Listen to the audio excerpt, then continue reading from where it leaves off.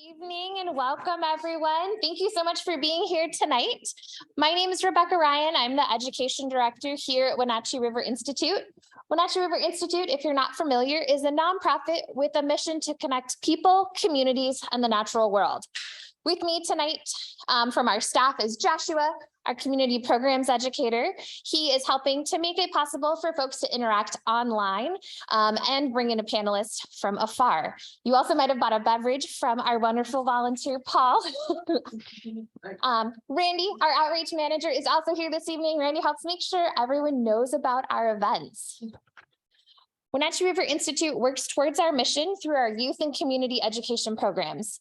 Our youth programs deliver hands-on curriculum up and down the Wenatchee Valley and as far away as Brewster. These experiential learning opportunities have recently included students doing snow science and snowshoeing, and we are getting ready for spring field days here on our campus. Our community programs just finished our snowshoe stroll season, where we went snowshoeing 40 times with folks of all ages.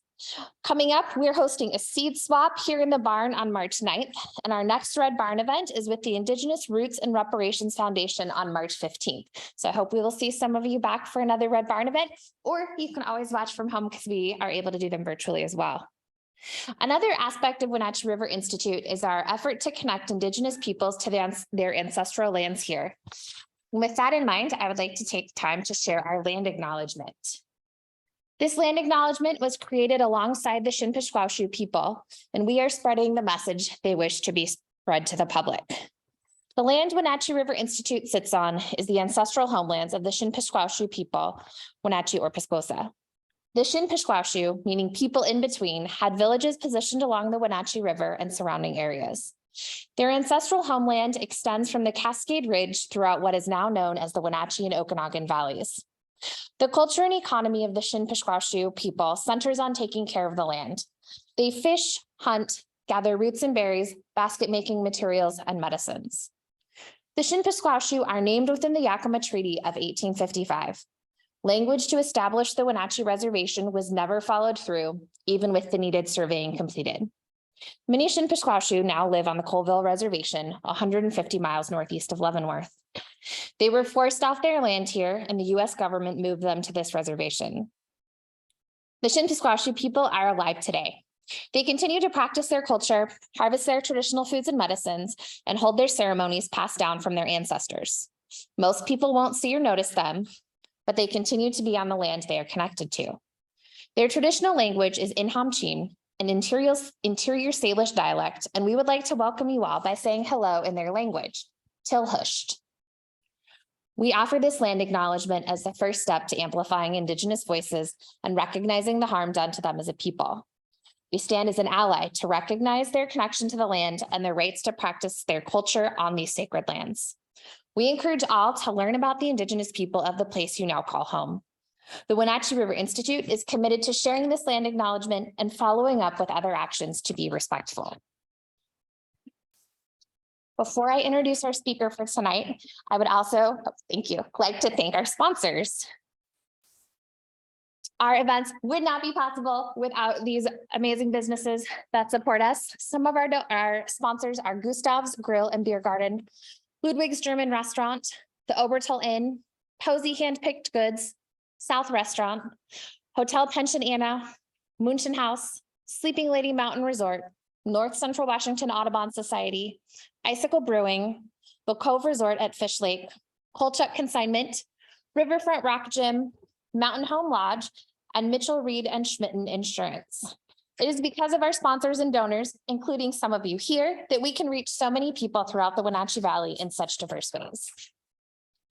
And finally, to introduce our first speaker, Rich Beausoleil has been conducting bear research since 1997 and has been the statewide Bear and Cougar Specialist for WDFW since 2002. He holds 2 degrees in wildlife biology, a BS from University of Massachusetts Amherst, and an MS from University of Tennessee in Knoxville. In addition to his work position, he is the co-chair of the North American Bears expert team for the IUCN Bear Specialist Group. He co-founded Washington's Carillion Bear Dog Program and has been the handler since 2006 for Cash, Indy, and Milo, serving as a scientific advisor, and wrote the foreword for author Linda Masterson's book, Living with Bears Handbook.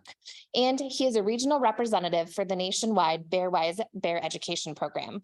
Rich, thank you so much for being here this evening. You bet. So here's the book that she referenced. I don't get anything from this, by the way, but it's a great book. Got lots of Leavenworth stories in here, some unfortunate ones, but just a great book. Took a lot of scientific information, made it super digestible and actually really fun to read. So if you get a chance, check it out. Okay, so I always have too much, so I'm just gonna kind of fly through this. There's a lot going on with bears in Washington right now. So I'll probably won't take any questions during the presentation, just so I can get through it and we can get to the panel discussion with the other folks. In 2013, we began a long-term research project in these two study areas in the North Cascades, one on each slope of the Cascades. And it just so happens the east slope included Leavenworth all the way up to Stevens Pass and all around Lake Wenatchee.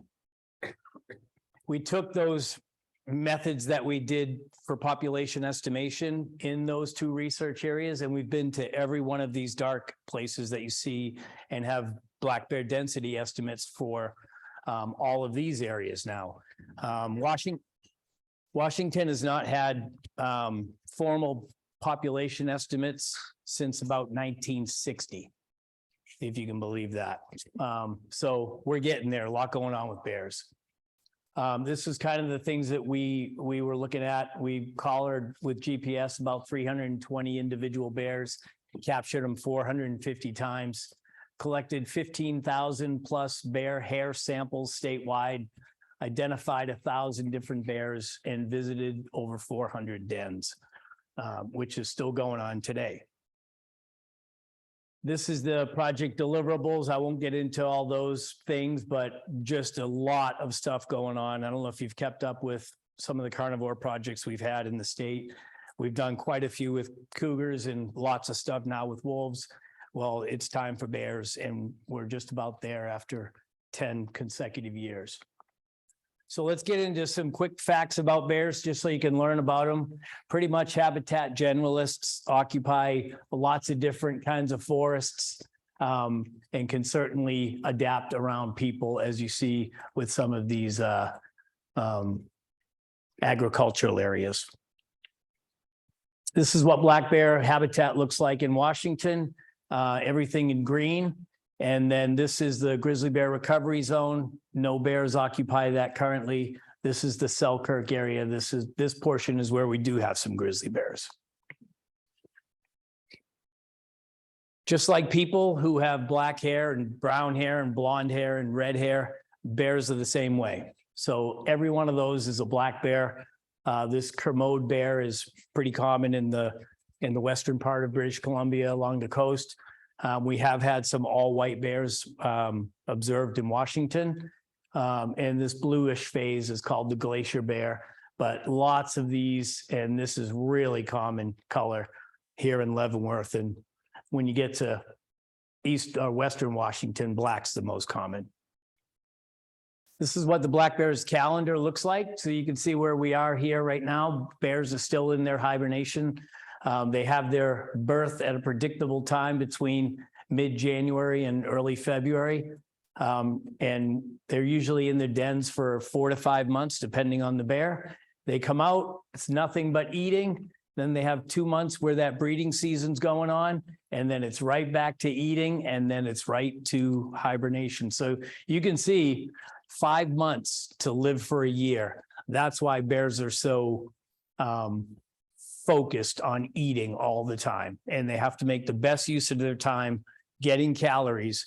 And that's one of the focus of tonight's talk, is to talk about why we don't want them near us, because we're very attractive to be around. We always get this question: how much does a black bear weigh? Because they can look so huge. On average, a male's 230 pounds. On average, a female is 140. Yes, you can see bears that are 400 pounds, 425. When you see that, it's not normal. It means they're supplementing their diet with high calorie people food, bird seed, garbage, that kind of thing. So this is what we see when we're not around town. As far as denning characteristics, like I said, all black bears den. October through April is pretty common. Males den for shorter periods. This is typical den in Eastern Washington. This happens to be up on Dirty Face Mountain. But they also den in trees, in the ground, in rocks. And then in Western Washington, it's almost exclusively in stumps, with the water table being so high in the ground, they can't dig a den into the ground. Very predictable when they go in. It's always the pregnant females that go in, followed by the females with young, followed by the subadult males, and then the adult males. And then it's the exact opposite on emergence: the males, subadult males, the females with yearlings, and then the females with cubs. So, but we have recorded denning up to 7 months in Washington. Typically, female bears have their first litter at 5 years old. We have observed it at 4, but we've also observed it at 6, 7, and 8 years old before they have one cub. One cub is the most common on their first litter, but they can have between 1 and 3. Like we said, bears are born in the dens with their mom inside the den. Then they spend a second winter with mom. We call her the yearlings to monitor survival. And so they separate it from mom at about 16 to 18 months, which should be, right around June, July, when you saw that breeding part. That's when she forces them out, because if a male comes in and it's not his kids, he'll take them out. Spring food items. You see this giant bear and you think he's looking for, who knows what he's eating. Grass is extremely important for bears in the spring. Flowers from dandelions, extremely important. Clover is important. And then, of course, all the bugs. So 85% probably here in Washington, their diet is vegetation. And that's pretty consistent. In the summer, it's all about berries and breeding, like we saw on the calendar. Lots of different berries to choose from here in Washington. And then in fall, you might have seen this term, hyperphagia, excessive eating. That's when they need to really pack on those pounds, taking advantage of the salmon runs when they can. And then, of course, hunting is going on, so they're being pushed out of places. And it can be a stressful time for bears, but they do pretty well. And then in winter, den selection and inactivity, that's when it all happens. We get some people saying that some bears don't den in Washington. That's not true. They all den in Washington, but when they temporarily emerge, it's because attractants are present and there's a predictable food supply there. And they'll come out for 3 or 4 days, go den back up for 2 or 3 weeks, come out for 2 or 3 days, and just repeat that cycle all year long. And yes, they can tell the sound of garbage trucks. So this is real typical of a bear that's sitting on its den before it goes inside, just making sure everything's safe. And they tend to have some satellite dens, out in like a wheel of a spokes of a wheel. They probably have 2 or 3 reserve dens. So if something happens there, we've got videos of coyotes visiting, and then mom will grab the cubs and move to another den. Sometimes people bump them out of there. So it's common for them to have 2 or 3 satellite dens around that one den. Pretty cool. So one thing I wanted to make sure you knew, and this is really the wrap up of the background on bears. If you want to win a Nobel Prize or get kids interested in bears, contemplate this. How do bears sparingly pee or poop when they're denning for so long, or not at all? Think of how do they recycle that urine back into amino acids and what that means for dialysis patients? If we could figure that out, bears hold the key. Bears don't lose bone density despite being active for, on average, 5 months and up to 7 months. Man, how do they do that? Think about osteoporosis and space travel. That's why we bring astronauts back, because they're losing bone density up there. Pretty amazing. And if they went into their dens in less than optimal condition, they can actually resorb some of their young. So we talked about them mating in June. The cell develops to a blastocyst stage, and it just floats in the uterine wall. It does not implant until they go into the den. So things might have been great, and she's going to have 2 kids, but the summer might not have gone so well. The fall didn't produce the huckleberries that she wanted. She might absorb one or both of those. So they have young every other year because of that parental care. But if they lose them, they skip the year. And unless they lose them in a really short window of time, they're not like cats that can come into estrus again. So pretty cool. But one of the lowest reproductive rates of all the mammals we have in North America. So let's talk a little bit about some interactions. It's important to know what a sighting is versus an encounter versus an attack. These terms are sometimes used interchangeably, and we don't want that. A sighting is an observation from a distance. Bear may or may not have seen you. An encounter is an actual animal and person are in close proximity, usually about 100 yards, and both are aware of each other's presence, but no contact is made. And then, of course, an attack. Now, for WDFW's purposes, any animal, any contact becomes an attack. So I'll give you some statistics on attacks. In Washington, since 1900, there have been 18, including 1 fatality, which there's not a lot of information on. I can't tell you a lot about that. But dogs, off-leash dogs are real common.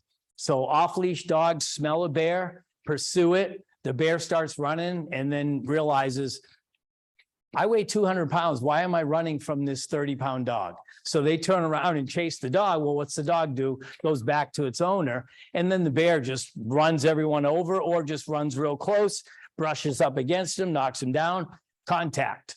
So those are in those 18. Hunters. So hunters shoot a bear with a gun or a bow, and the bear is down, and they're going up to turn the thing over, make sure it's dead, and the bear turns around, swats him, hits him in the arm, and that's an attack. We have to call that an attack. So those are in there, in that 18.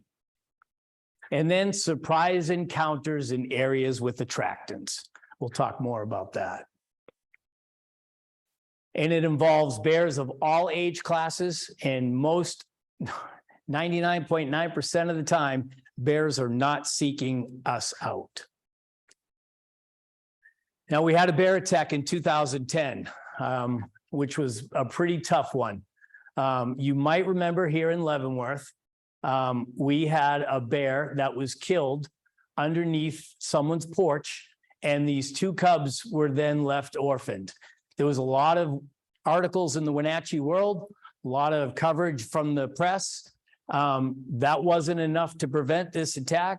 Some of these houses up at Lake Wenatchee were rentals. And so we had a lot of attractants sometimes sitting on the porch, multiple bags waiting to be picked up before the new renters come in. There was a lot of that going on. But this guy was a councilman in Bellevue, and this is pretty high profile.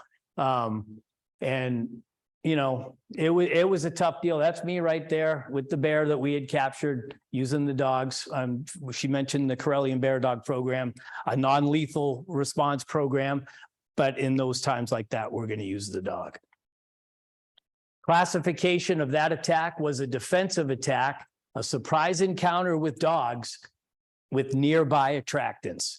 Now, this guy got knocked down and the bear left. And he got up, he's already let go of his 2 dogs. He had one of those headlamps on, and he was coming down the steep driveway. And when he turned the corner and picked up his head with his 2 dogs, there was a bear right there feeding on something. And the bear just flipped out, jumped on the guy, knocked him down. He lost his dogs. Dogs ran home. He was on the ground. The bear left. He got up and ran back, and the bear came after him again. He went down. Bear left. He got up a 3rd time to run. The bear came again and knocked him down. So we'll talk a little bit about this stuff and what to do and what not to do when these things happen. But yeah, tough situation. He was lucky to make it out. He actually lost that eye, but this guy turned into a champ on bear human interactions, and really said a lot of this was the fault of himself and his neighbors, and that we shouldn't be taking it out on the bears. He became a real advocate. Now, you know, in 2022, we had another incident here in town, which ended right outside these doors. So this is where the incident occurred. Bear came out with his family out of Enchantment Park, past this woman's place. She had just opened the door to let the dogs out, and we don't really know what happened, but she got knocked down, and she turned around to punch the bear, and I think he bit her in the leg, or she bit him in the leg, and then they walked away. And so we showed up within probably 40 minutes, and we started tracking. This is the path that the bear took in yellow. All of this is us with the dogs. So our dogs have GPS collars telling us those are all every 2 seconds. There's a point taken. And so as we walked up here out just along Commercial, we lost the track, and it was really, really steep right here. And our original thought was, of course, she went down and went for cover. So we got down over the bridge and hit the island, checked all these little places, came over here, checked over here, and then decided there's nothing here. The dogs are not telling us. So we went back up to where we were, and we've actually found a spot where it wasn't grassy, and it was just enough that we could record the track. We got back on it, and we went all the way out here and ended. That's Barn Beach Reserve right there. And so we wound up killing that female, and the 2 orphan cubs we captured and brought to a rehab facility. But again, all covered by everybody. We closed the park, and just in, I don't know how long that took, 35 minutes.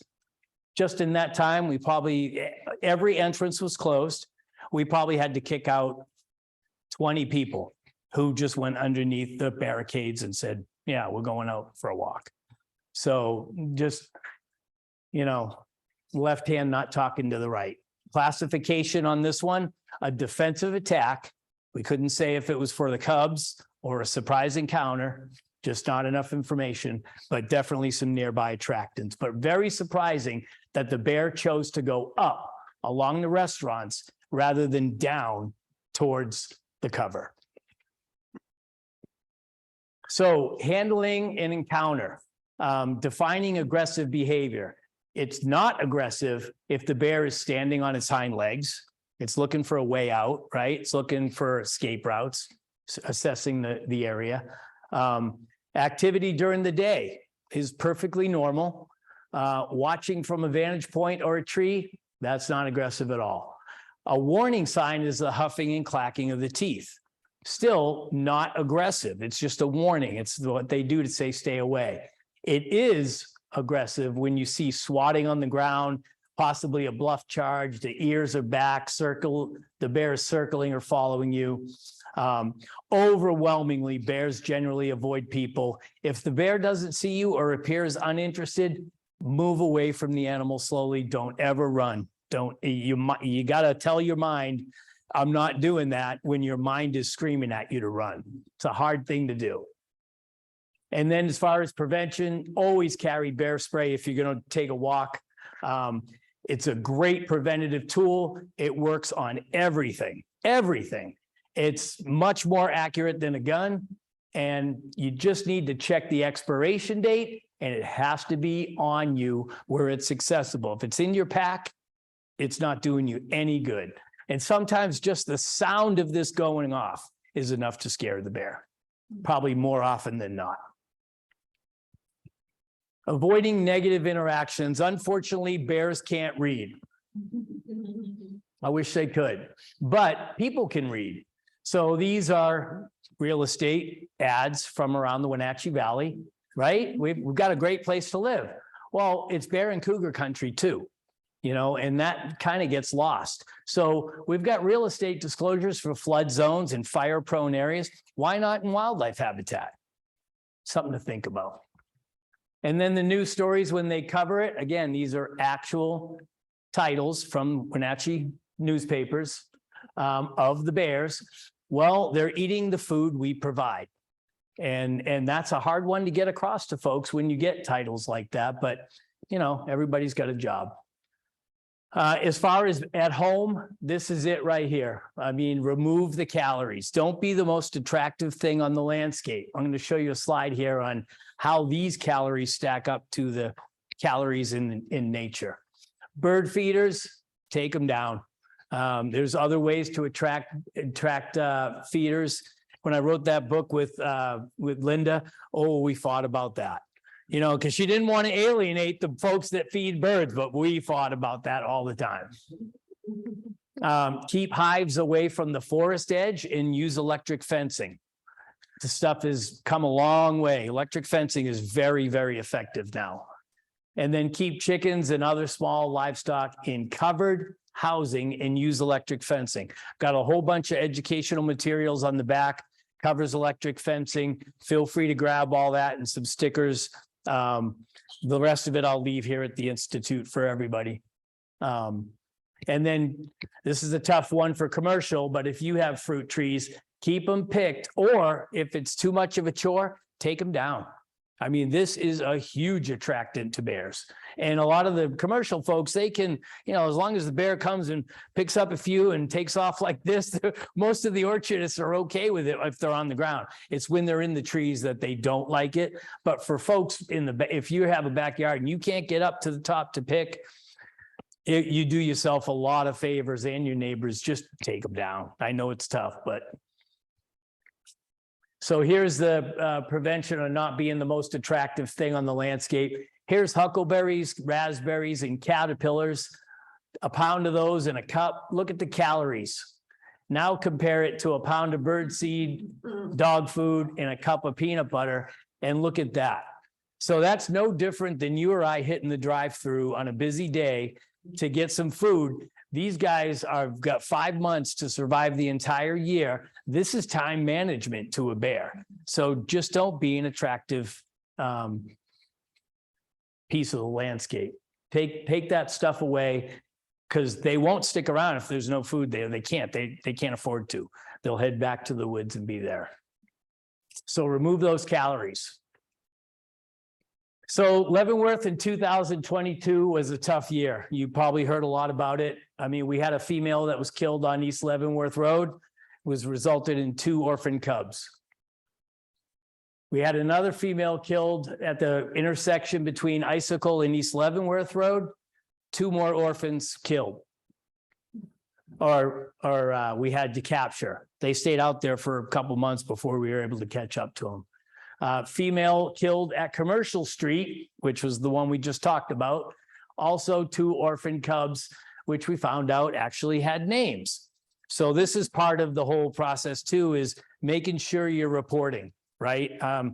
Bears should not have names. They should not be so well known that you're not calling us. We're not going to come in, and we hear this a lot. We don't call because we don't want you to kill the bear. If we're not going to, we're going to mark it and we're going to build a data set on that bear. And if it comes back in 2, we might give it 2 strikes or 3, depending on what's going on. But sometimes these bears need to come out because they've been rewarded so many times. Please, please, please call us. Don't let people give names to bears. Obviously, after 2010 and all the singles and doubles between that year and this one, killing is not the solution. I mean, I can tell you that. I've been doing this for 22 years and it just repeats itself over and over and over again. And it just opens it up to the next family to be living here on Enchantment Island in the park. Issues ID'd in Leavenworth, it's the same as everywhere else. This is not rocket science. Garbage, birdseed, fruit trees, and feeding wildlife. Turkeys are being fed here in town. Deer are being fed here in town. Bears are being fed here in town. We've gone from these to these in Leavenworth 2 to 3 times the size, but still the floppy lid. This is a gold mine to a bear. These at-home solutions are easier. Commercially, it's more complex, but it can be accomplished. And I did want to just note that it's not just the fact that this is bear proof. So these are the Kodiak cans. Went and purchased a whole bunch of these at the recycling facility. These things have to be turned completely upside down for that ball to fall, for that lid to open. So these are great because the driver doesn't have to get out, go flip that turnbuckle, pick up the thing, dump it, and then put it back down because they're losing time. This lets it, they're a little more upfront cost, but it's more than just saving time and gas and money because it's the quality of the plastic. So this is a regular floppy lid can. This is actually one that was bear resistant, had the little turnbuckle on it, but the bear just bit through the side of it and got all the stuff out of it. So you're getting what you pay for when you put up the upfront cost. And we're looking into ways now that we can cost share these and work with communities. Spending lots of time and money on educational materials. And like I said, I brought all of these. They're all out back here. This stuff is never ending. We talked about dogs and bears, attracting birds, not bears. Here's something we can hang on garbage cans. This is a law in Washington that has actually gone up from $150 to $1,000. We don't want to use these things as a hammer. We'll always warn 2 or 3 times, but this could result in $1,000 fine for attracting a carnivore to a building or land. So that's pretty serious. In town or? That's anywhere. Yep. Yep. Our wildlife officers have their general law enforcement, so they have all the same powers as sheriff and state patrol. We put some money into signs. These are, non-threatening. Hey, guess what? You're going into where wildlife live. There's a QR code for, I think we're up to 5 or 6 different languages now for this sign. This shows English and Spanish. But just letting people know, and not just focused on carnivores, moose and other animals too that can cause injury. Just keeping you aware of, these are designed to be hung on kiosks. These are really more for our staff. So when a bear or a cougar is sighted, we can hang this temporarily, let folks know that they're in the area. When they move on, we'll take them down. So this is the challenge right here, right? These are all independent jurisdictions and everyone makes their own rules. And so this is what we're living in North Central Washington. This graph is 10 years old, 12 years old. I gave this to City Council back in 2010. East Leavenworth Road is one of the hot spots. Believe that's county owned. Ski Hill Road, site of another killing and a couple of orphans this year, right up against that interface of the National Forest. That's a hot spot. Icicle Road has always been a hot spot here in town. Chumstick has been a hot spot. So these 2 are county, these 2 are city, and now we're talking about Commercial Street being a hot spot.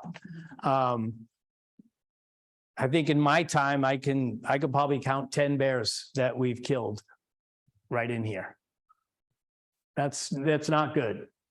So the solutions for Leavenworth, and this is where we'll go and talk about with the panel. It's at the city council level, it's at the county commission level, and it's at WDFW and statewide level. Garbage contracts. These are controlled mostly by city council and county commissions. They need to be revised just to state that bear resistant containers be provided. There's some upfront costs. Maybe there's some cost sharing considerations that we can all talk about. It's usually $2 or $3 more a month. Not everybody can afford that. We get that, but this is something that we need to start transitioning into, and metal lid dumpsters are a must. Covered storage areas and those floppy lid containers have to go. And then ordinances are another way to go. So HOA, city council, and county commissions, that's all in their jurisdiction. Storage of the cans during the week is huge. Placement and removal of the cans on trash day. Feeding wildlife. We talked about turkeys on the other side of the highway here.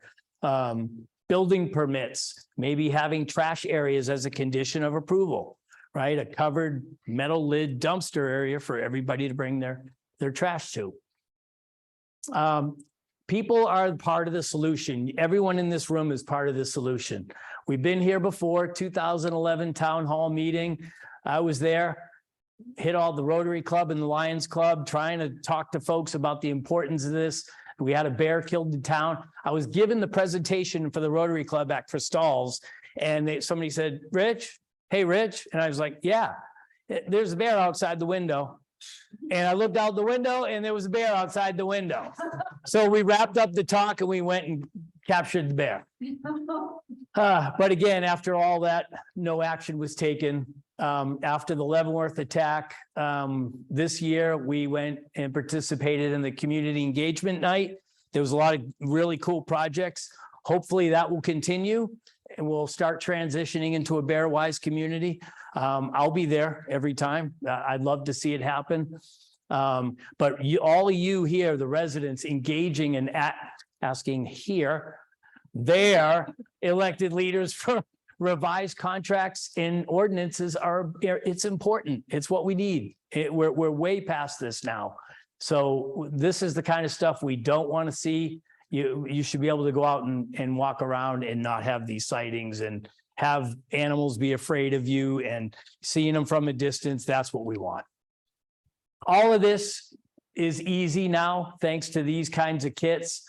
You can templates for all of these things. You don't have to reinvent the wheel. Just cut and paste it, replace Canmore with and call it Wenatchee.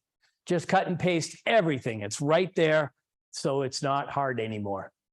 And this was some take homes from our 6th International Human Bear Conflicts Workshop. We do this every 3 years. We've been doing it for about 25 years. These were all the take home messages. The solutions are known. Implementation is slow. Coexistence has a cost, but the public needs to be part of the solution. And that's where we need some help. So here's the panel. We can get into this real quick. I was just going to leave this up and leave up this wildlife attractant toolkit. Just Google that and it's online and really easy to make some of these. So that's all I have, and we can go to our panel. Thank you.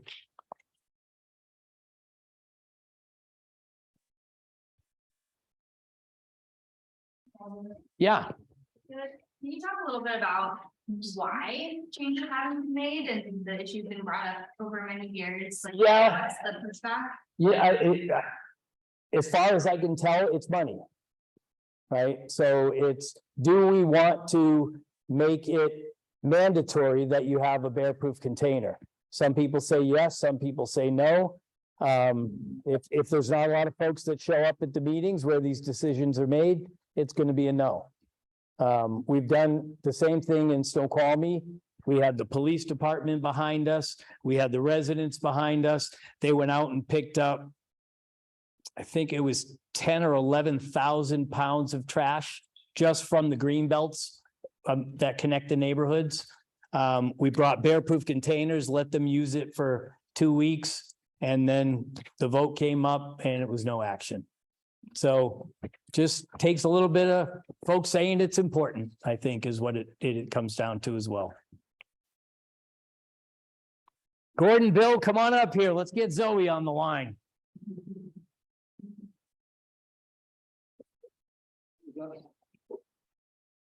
Hi, Zoe. Microphone for you to share, and then I think Chelsea set it up, but if you all are able to introduce yourself so everyone knows why you are sitting up here, and then open it up to questions. Where to start? Yeah. That sounds perfect. Zoe, you want to kick us off? Sure. Hi, everybody. My name is Zoë Hanley. I apologize I couldn't be there with you tonight. But normally I reside outside of White Salmon, Washington, so right in the Columbia River Gorge. I'm a wildlife ecologist and senior Northwest representative with Defenders of Wildlife. My entire career has been focused on helping to reduce human carnivore conflicts. And my current role at Defenders, I work in both Washington and Oregon, helping human communities to reduce conflicts with some of our large predators like black bears, grizzlies, and wolves. And so I run our regional electric fencing incentive program in grizzly occupied areas of Washington State. And I also travel throughout Washington running bear awareness and bear spray trainings, in addition to some other things, and providing some bear resistant infrastructure. So thanks for having me tonight. So I'm Bill Gaines. I'm a wildlife biologist as well. In a former life, I worked for the U.S. Forest Service as a biologist for about 25 years. And then a few years ago, I started my own independent consulting work. I've done a lot of research on bears and other carnivores here in the Cascades. And I've lived in Leavenworth since the early 90s. So I've lived through many of these times when we've had a lot of bears come to town. I happen to live in one of those hot spots up the icicle. So I've got a lot of experience with bears here in town. So I'll share that with you tonight. Got one here. Oh, you got it. My name is Gordon Congdon. I live in Wenatchee. I grew up in Wenatchee, went to school there. And I've always had an interest in wildlife. I had the good fortune of having a father and a family that took me outdoors a lot. We did a lot of backpacking and hiking, and seeing wildlife was always really special for me. I've done a lot of different things in my careers, but I've always maintained an interest in wildlife.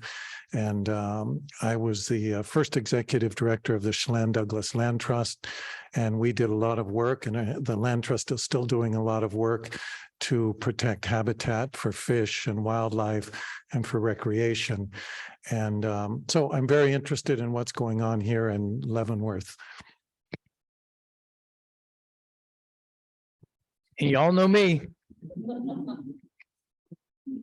So let's open it up. Anyone have any questions for the crew?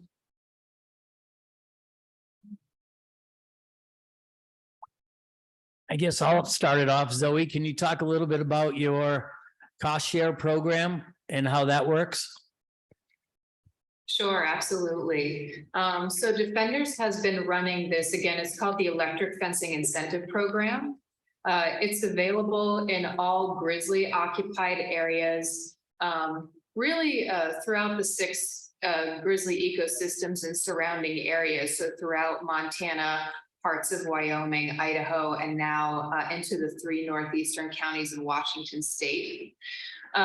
Just last year, we did over 500 projects in about a decade, which is really exciting. And essentially the way the program works is, like Rich said, it's a cost share program where we will cover up to 50% of the cost for a project up to $500. And so, again, this project isn't broadly available in your area yet. We have done a few commercial electric fencing projects up in the Methow Valley for a commercial orchardist. And we are starting to expand into your area hopefully soon. But electric fencing can be a really incredible opportunity. Through surveys, we've shown that fencing chickens, small stock, even compost piles, and sometimes garbage areas. Our program, each of our different projects has been over 97% effective. And that 3% where there was a failure and a bear did enter, either a black bear or a grizzly bear, entered one of those areas, it was really because of user error or a malfunction that was somehow caused by people not setting up the fence in a correct way.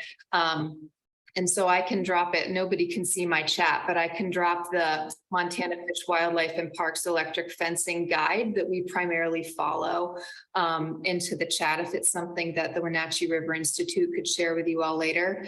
And if you're interested more in our program, you can visit defenders.org/gotgrizzlies.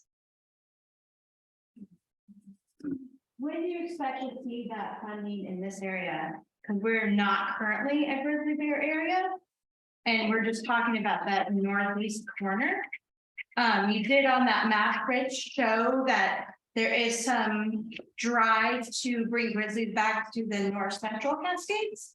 So when, with funding like that for a community like ours that already has a black bear population be available for us? Or is there a time? there some momentums for some of that funding to come this way? Yeah, so the electric fencing incentive program, really Grizzlies would have to be on the ground in Chelan County for it to be accessible there, which isn't going to happen for many years, even if Grizzlies were on the ground tomorrow. But we do help communities in other ways for bear resistant infrastructure throughout the North Cascades, and we have for years. And so Defenders has the opportunity to work with folks again by providing the educational components of providing bear resistant, bear spray and bear awareness trainings. But we've also purchased bear resistant residential trash cans for the small town of New Halem. We're currently working in the Methow Valley to provide bear resistant infrastructure, residential trash cans and dumpsters for the Forest Service there. And we have provided some infrastructure, both dumpsters and some bear resistant residential trash cans in your area too, at a smaller scale over the past few years. So there are other opportunities that we can assist your community. Thank you. I live next door to the senior apartments where that big female was killed about 10 years ago. Big Rusty. Yeah, and a lot of those people who live there are not strong enough to open a heavy metal lid on a dumpster or finagle with a specific open mechanism on a can. What do you do with people in their 80s trying to take out their garbage? Yeah, no, that's a good question. And we've seen other situations where, like on the South Shore of Lake Chelan, where they're pretty steep hills down to the house. The driveway is pretty steep. So carting those carts up and down is not easy either. And maybe in those solutions, it's a metal top dumpster, but in this facility that you're talking about, maybe they can have folks that do it for them and not rely on each individual unit to go empty their trash. That's one solution. I don't know. I mean, there could be others. Anybody else have any ideas? Are those other garbage cans, the lid's a little easier to manage than the plastic ones? On the dumpsters? No, the individual cans. Yeah, the other on the cans, it's real easy. She's asking about the dumpsters, which would be challenging for a elderly community. I just wonder if maybe the cans were an option too, if the dumpsters are there. Yeah. Yeah, it's not an easy solution to that. Yeah. I'm wondering, in Leavenworth, is it mostly the residents who leave truckers, or is it both a combination of visitors and residents? And if I can see we can educate residents, we're pretty smart here, but we have lots of people coming and going. So how do you deal with that situation? I can touch a little bit on that one since I live in one of the hot spots on Icicle on the Wilson Street. I think the residences, it does take some reminding. I'm kind of the bear patrol on Wilson Street, just because I walk up and down the street the day trash goes out to see if everybody's putting it out in the morning. Or sometimes I pick people's trash can they put it out in the night and I stick it in my garage until the morning. But it's still, so there's still some reminder, I think, of even the folks that live there to, wait till the morning of. The bigger challenge is some people don't live here permanently. They just come for the weekend or they have a house here, but they stick their trash out on Sunday night when they drive home and it doesn't get picked up till later in the week. So I offer to store their garbage can in my garage and wheel it out for them. That's how I kind of patrol the neighborhood. Honestly, we have some bed and breakfasts on our street too, and they've been actually quite good. They manage we had a few situations where they, I think because they have a consistent manager that knows how to deal with it, they keep their garbage stored away in the garage until the morning of. There've been a couple situations where I think the folks that were staying that weekend accidentally left it out. But most of the cases, the managers have been pretty good. So it's all about reminding and education. I kind of think if we all kind of took a role in our neighborhood and made, kind of did that patrol, it's a big deal keeping garbage away from bears. And it's not that hard if you can just store it, in a place they can't get to until the morning of. That goes a long ways in a lot of the neighborhoods, quite honestly. It's not that hard. I've got a question from someone who is attending by Zoom. How will climate change impact human predator interface? What was the question again? How will climate change affect interactions between carnivores and people? I'll start. Go ahead. Yeah. That's a great question, and it's very complicated. So I think the way climate change will likely play out is those carnivores that are habitat generalists, like bears, grizzly bears and black bears both, are probably going to fare reasonably well because they have ways of alternating food sources. They have a broad range of food sources.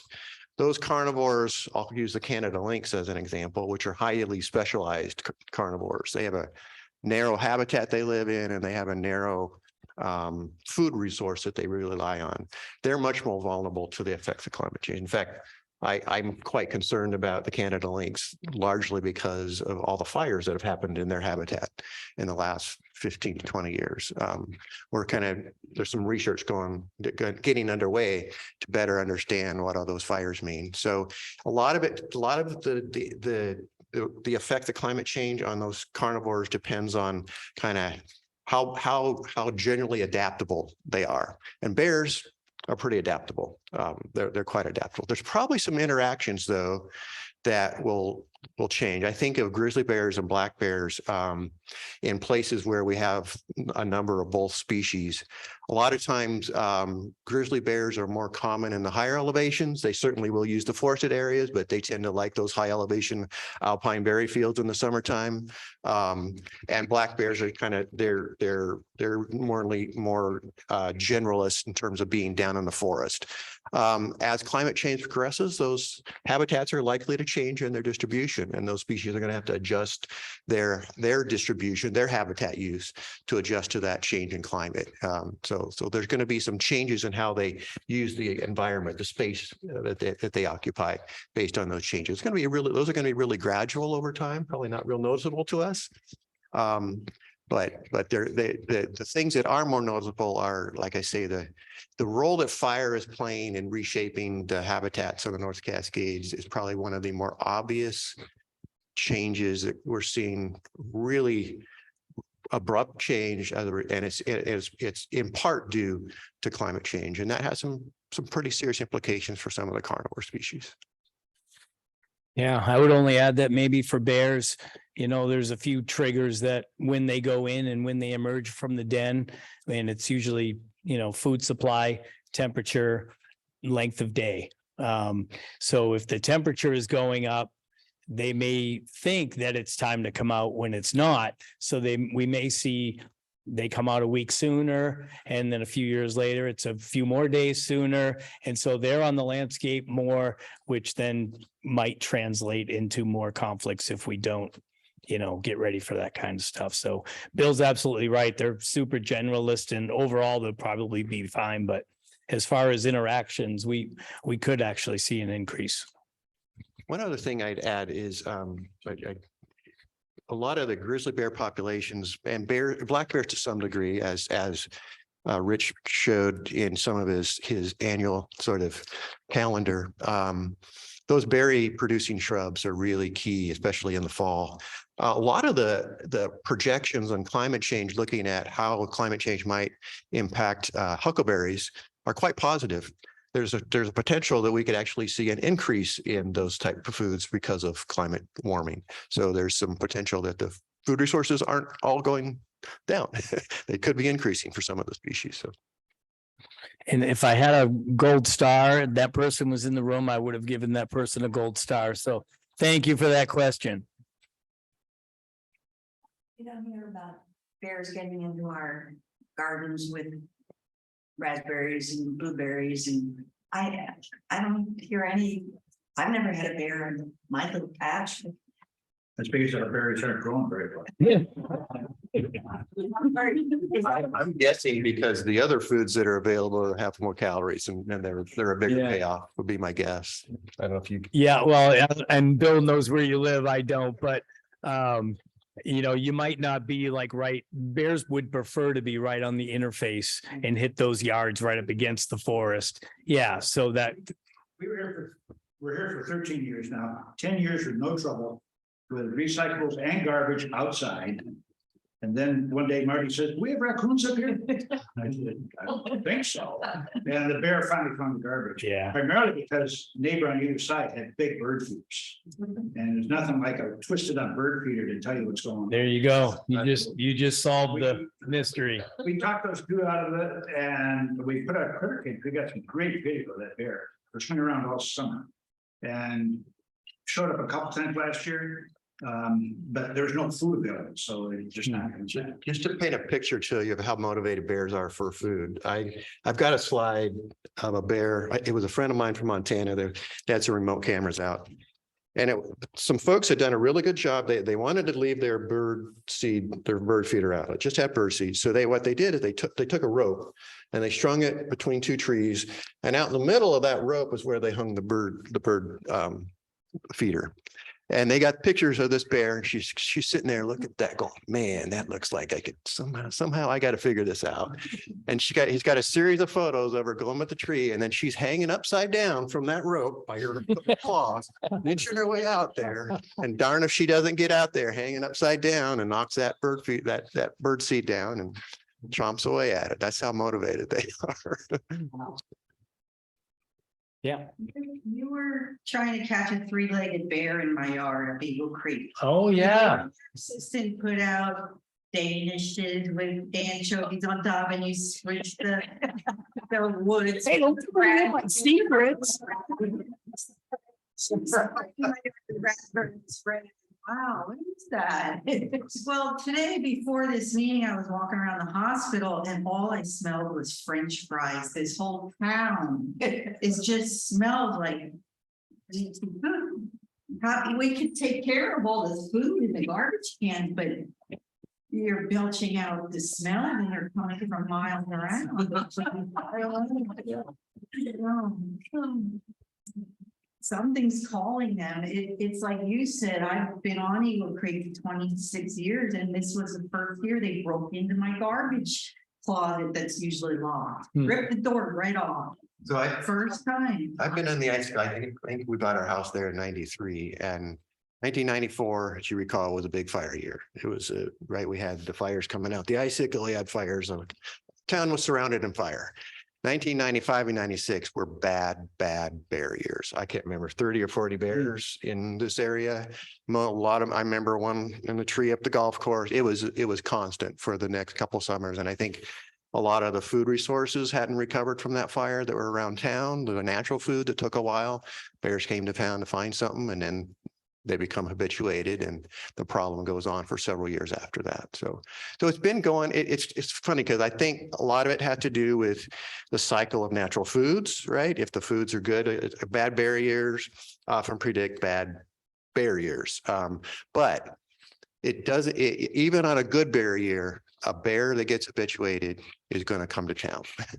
So I think there are probably cyclic issues in terms of the number of bears that come, but we still even got to be diligent on a good bear year because they still, if they like Rich showed, those calories, it pays off to come to town and find good human food. It just pays off. Yes.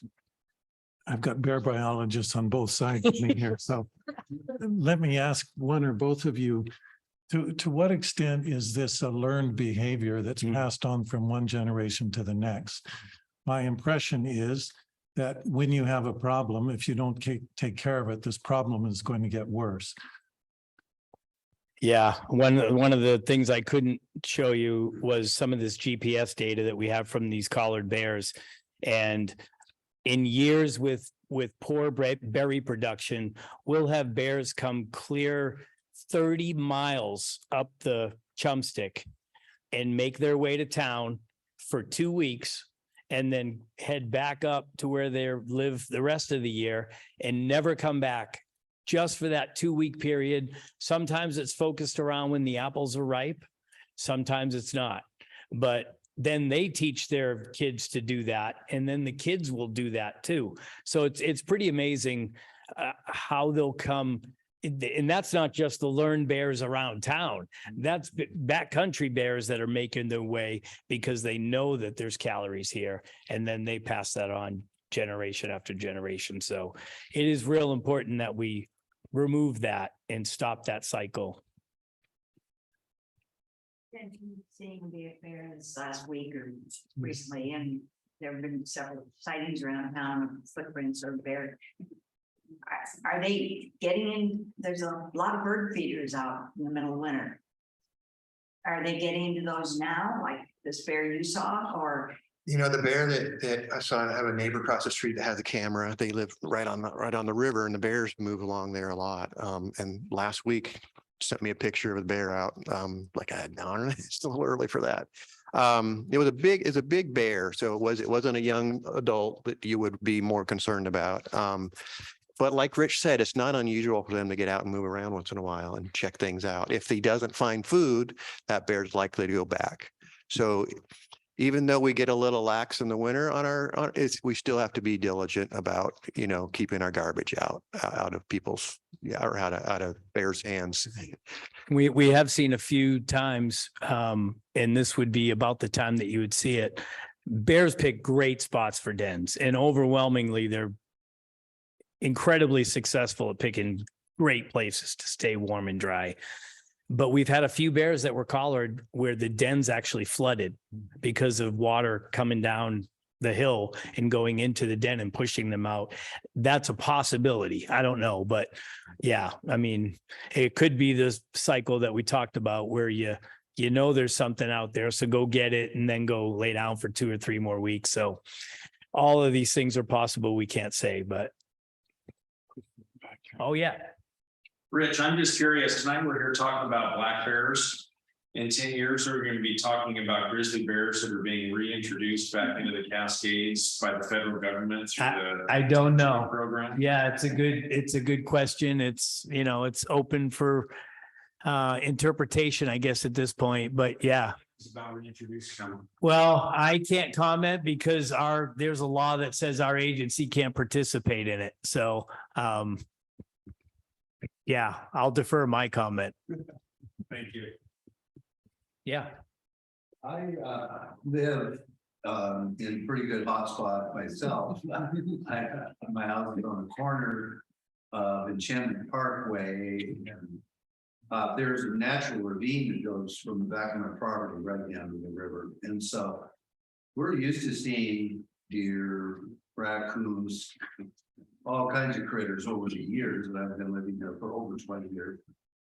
But there's been a dramatic spike in activity, particularly with bears and skunks, since people were allowed to raise chickens within the city limits. There are 3 chicken coops, 3 homes right across from me now. They've all been raided. And the one thing that I would say is that one chicken coop is very sturdy, and the bears have not been able to break into it. Another one, we watched the process where it would break in and even come back the next year in the attempt. When they finally got it nailed down tightly, we watched the bear climb up on the roof, climb all over its neighborhood of trash. And it finally walked down the road and didn't come back. But they have been back, because they're going to find out if there's a hole that they can get through, and they're amazingly tenacious about that. But I think that's that's a major. It is a real attractant, I can say that. Yeah. Some neighbors behind us had pretty much all their chickens taken out this last summer. Yep. Yeah. And they didn't do anything to contain them. So yeah, and Dave, before I answer that, when that place gets to be, a little too much for you, just give me a call. We don't need to pay any realtor fees. We'll take care of the whole thing, just you and I. All right. Because I know where you are and I've been watching the place. No, but there's if there is a small livestock guide, because really all of our problems are with chickens, goats, and sheep in that order for both bear and cougar. There's a guide back there on how to protect those animals with covered structures at a really low cost.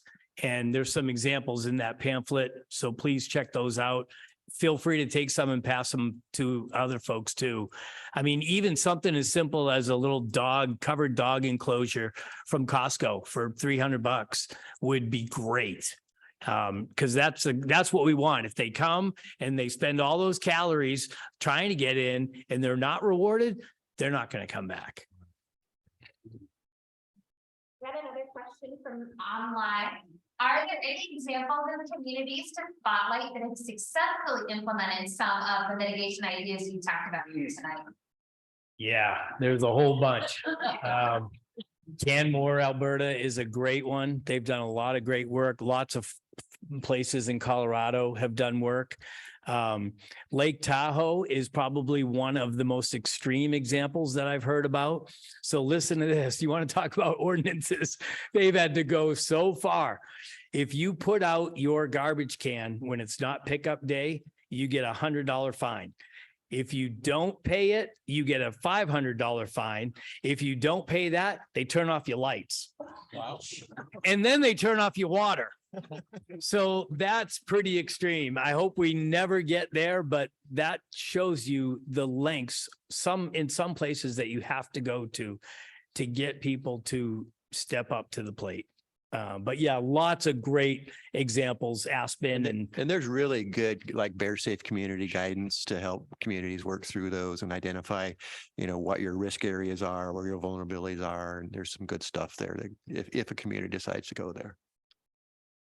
This is obvious, but your last comment reminded me of it. What we're really talking about is human behavior more than bear behavior. The bear behavior, that'll sort of take care of itself. The harder part maybe is to get all of us on the same page and address this problem. And it seems like it shouldn't be that hard because the problem's pretty clear. The solutions are pretty clear.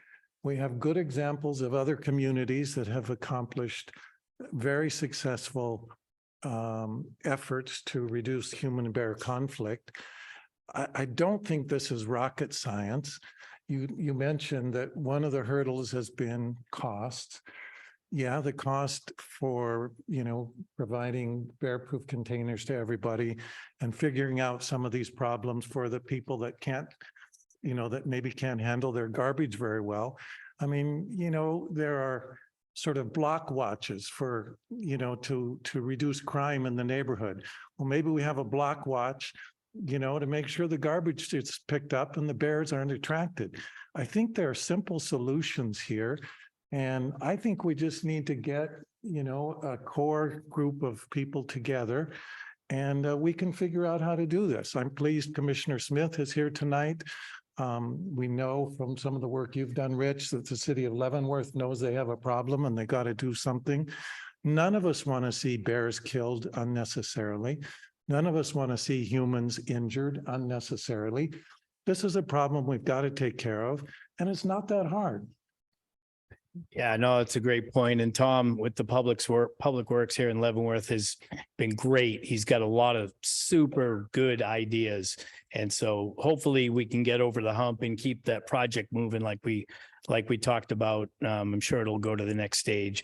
But Gordon brings up a good point because that conference that I was telling you about, it started off being bear conflicts workshop, and then it turned into the bear human conflict workshop. Then it turned into the human bear conflicts workshop. And now there's discussion about renaming it to the human cause conflicts workshop.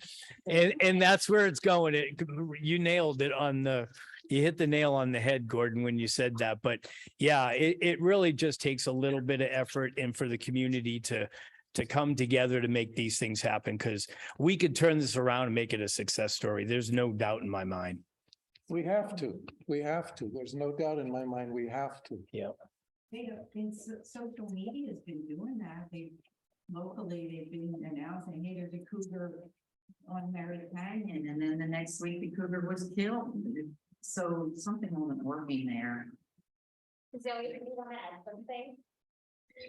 Yeah, I wanted to add to what both Gordon and Rich said, because Missoula, Montana, actually just this past year, within the last 6 months, just started implementing a Bear Smart community program, where they developed a working group of different segments of the community that came together. They're working on ordinances. They're working with the city council on funding and bear resistant infrastructure. They conducted a bear hazard assessment for the community to assess which different areas to target first for infrastructure and to reduce conflicts and to target education. And I think Leavenworth is such a perfect community to move this kind of template over to, because you've got a community, essentially a small town of between 2,000 and 3,000 people, with 2 million people coming to visit you on an annual basis. So you've got a city council, as Rich just mentioned, Tom, that is becoming very interested in putting some money into helping your residential and commercial communities becoming bear resistant, so that you can have the bear resistant infrastructure that you need in those residential and commercial areas, so that you can have the educational resources in your hotels and even in the Airbnbs, which is really necessary. So it's such a beautiful way to help support the people that live in this amazing community, who are you all, but also to just be a beacon and a real example for everybody from both within Washington state and around the world that's coming to visit you, to show them what's possible for a community that lives on this urban human or wildlife interface. So I'm really excited for Leavenworth, actually. And I think if any of you are interested in going and talking to the city council and showing up and showing your support for having bear resistant infrastructure and for them spending money on that kind of enterprise in the community, then we'll be right behind you, supporting that as well. Could you send that information about what's going on? You mentioned a template for what's happening in Missoula, and send it to Rich. Rich knows how to get it to me. I'd like to see. Sure, they've got a beautiful website. I'll put it in my Google Meet chat that I know you can't see, but you can visit MissoulaBears.org. Oh, okay. I got one more question. It's great to think about how to change our behavior in town to reduce these encounters. But we have this thing called the river going right through the middle of Commercial Street and East Leavenworth Road. And there's always going to be salmon there in the fall, hopefully. Yep. And it's fun to watch them catch the salmon, but that's the natural part that bears are supposed to do. How can we coexist with this natural little ribbon of river with the town on both sides of it? Yeah, and Bill can jump in here too. Canmore is a perfect example. They've got grizzly bears coming right through town, and black bears and mountain lions and moose. But they handle it well, and we're never going to not encourage the movement here. It's a natural corridor, and we're always going to see bears. The point is, when one of them decides to come up the hill and check things out, we want them to not be rewarded for doing so they go back and keep on moving. And that it's really just that simple, because it always comes down to calories.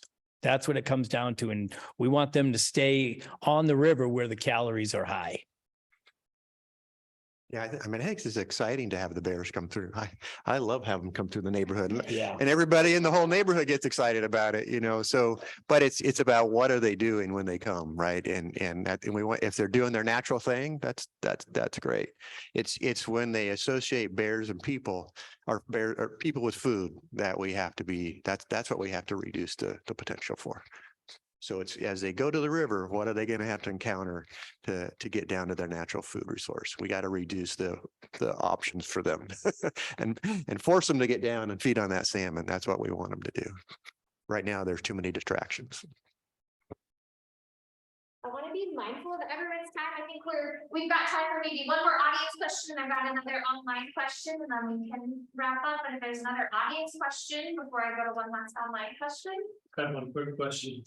I live up on Eagle Creek Road. And it seems to me that this is the first, or last year was the first year that the bear population just took over the place. I mean, not just for me, but for all my neighbors up and down the road. Do you have any reason why it may have changed so drastically so quickly? Yeah, I mean, I think, like I talked about earlier with those GPS collars and all the bears coming from the mountains to access the orchards, they got to cross Eagle Creek to get there and get onto Wedge Mountain. And some of them come over to the Peshastin side too.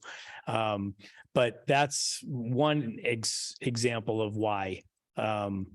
I don't know what the attractant situation is up there as far as chickens and that kind of thing, but there might be some, yeah. Rich, have you shown any dramatic changes in the population? No. Right, it's pretty constant. Yeah, right? it is. And again, they're one of the lowest reproducing mammals out there, but you can have a year where all of the adult females, not all of them, but a majority of adult females, they call it a birth pulse, where they're all producing cubs of the year at one time. And so then they grow up and then they're the age to be moving around and finding their own territory. That could be part of it too. So yeah, there's a lot of explanations. I suspect you'll see it wave back down here is my guess. Yeah. There's a lot of stories out there. One of them was no spring bear hunt. I don't know. Yeah, that didn't, within 100 miles of here, there was never a spring bear hunt. So yeah. One explanation that I heard for this behavior, which by the way was not just observed in the Leavenworth area, but up in the Methow Valley and other parts of Okanagan County as well. They experienced the same thing, a lot more bear problems last spring and summer than anybody can remember. And one of the ideas that makes sense to me is that you may recall we had a long, cold, wet, windy spring. And so some of the natural bear foods were simply not pollinated. The berry crop was low. And so the natural food supply was scarce last year. And I think that forced bears to come down into places where they could get the calories they needed. So hopefully this will be a more normal year and bears next spring won't have to come into town so much to look for food. Great point. The observation on Eagle Creek is on there too, is when I drive to work in the morning, all those garbage cans that were tipped were short terms. You can just see no one's gonna pick that stuff up. They're not there. And how many people actually live on Eagle Creek? Right? It's like every fourth house is a resident, and that has grown. That's the only thing I can see in the recent years. Maybe they need to pay somebody to put the garbage can out on the right day. $100 phone. Yeah. Well, that garbage can question ties into this last question that I was going to share online, also about Bear Creek garbage cans. Someone is wondering when was the last time that contract issue came up with the city council, and do you know when it will come up next? Yeah, that's a great point. It was up when I spoke to them in 2010, and typically they're 6-year contracts, and that would almost coincide with right now. So yeah, and I will say just real quick, I mean, a lot of this, why can't the garbage companies provide these? The garbage company is fulfilling a contract. And if the contract doesn't say they need to invest more money for bear-proof containers, it's just not a good business decision to do so. But if the garbage contract is modified to say we want these and we're not going to accept bids that don't offer these, they'll find a way to get them to us. So, but yeah, great. I like our online people. They got some good questions here. Thanks for showing up. Do you all have any panelists, any closing thoughts before we wrap up and say goodnight to everyone? Just for me to say thanks to the Institute for putting this on. Thanks for everybody for coming out. I think Gordon summed it up best in saying that this is not insurmountable. And if we all come together, it's still a manageable problem here with the size of the community that we have. We can really make a difference. So thanks. Thanks for coming out. Thank you. Appreciate it.